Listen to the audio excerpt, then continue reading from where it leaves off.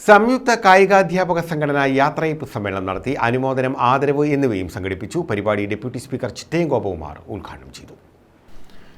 സംയുക്ത കായികാധ്യാപക സംഘടന KPSPATA-യുടെയും DPETA-യുടെയും സംയുക്ത ആഭിമുഖ്യത്തിൽ യാത്രയപ്പ് സമ്മേളനം സംഘടിപ്പിച്ചു.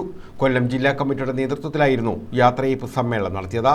കൊട്ടാരക്കര ധന്യ ഓഡിറ്റോറിയത്തിൽ സംഘടിപ്പിച്ച പരിപാടിയോടനുബന്ധിച്ച് അനുമോദനം, ആദരവ്, ഗാനസന്ധ്യ എന്നിവയും നടത്തി. സമ്മേളനത്തിന്റെ ഉദ്ഘാടനവും ഉപഹാര സമർപ്പണവും ഡെപ്യൂട്ടി സ്പീക്കർ ചിറ്റയം ഗോപകുമാർ നിർവഹിച്ചു. കായിക മത്സരങ്ങളിൽ വിജയികളാക്കി കുട്ടികളെ മാറ്റിയെടുക്കുന്നതിന് പഠനത്തോടൊപ്പം അവർ കായിക താരങ്ങളാക്കി അവരെ മാറ്റിയെടുക്കുന്നതിന് കഴിയുന്ന തരത്തിലേക്കുള്ള സിലബസ് നമുക്കുണ്ടായിരുന്നു എന്നുള്ളതാണ് അതിൻ്റെ നേട്ടം. കുട്ടികൾക്ക് കണ്ടും കേട്ടും പഠിക്കാനുള്ള സംവിധാനം ഇന്ന് വിദ്യാലയങ്ങളിൽ മാറുകയാണ്.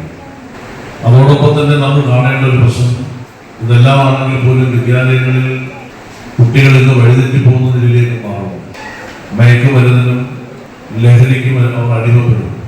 എന്തുകൊണ്ട് എന്ന് ചോദിച്ചാൽ, ഒന്ന് എൻ്റെ വ്യക്തിപരമായ അഭിപ്രായമാണ്.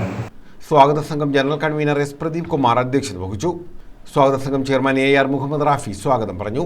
PC വിഷ്ണുനാഥ് MLA ദേശീയ കായിക താരങ്ങളെ അനുമോദിച്ചു.